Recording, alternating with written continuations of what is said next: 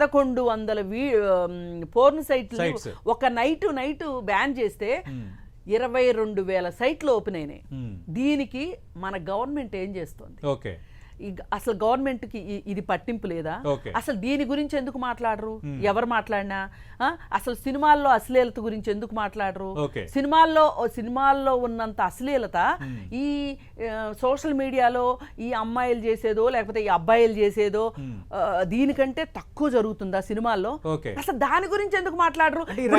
ఈ రైట్స్ కోసం మాట్లాడే వాళ్ళు అందులో కూడా భాగం అవుతున్నారు కదా, ఎందుకు మాట్లాడతారు?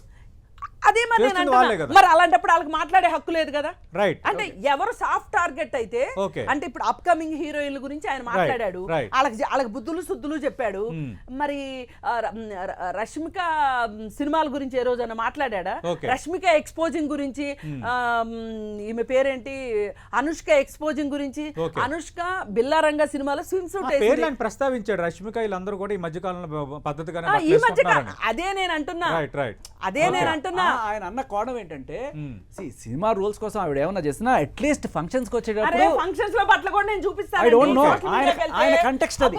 ఆయన చూడకపోతే నిజమైన ఫంక్షన్స్ కి వస్తున్న హీరోయిన్లు కూడా తయారవుతున్నారు. మేబీ రష్మిక మందన గురించి ఈ మాట ఒప్పుకోకపోవచ్చు, అనుష్క గురించి కూడా ఒప్పుకోకపోవచ్చేమో కానీ అందరూ కూడా ముక్త కంఠంతో ఒక రోల్ మోడల్ గా చూసేది సాయి పల్లవి.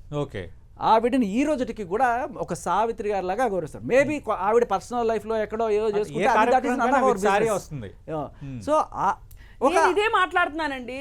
అసలు ఆమె శారీలో వస్తుంది కాబట్టి ఆమె గొప్ప అని గాని, శారీలో రాని వాళ్ళు గొప్ప కాదు అని అసలు నేనేమంటున్నానంటే, ఈ తలపండిన మేధావులు, ఈ బట్టతల మేధావులకి ఈ హక్కు లేదంటే ఎవరు ఉద్దేశించి బట్టతల మేధావులని.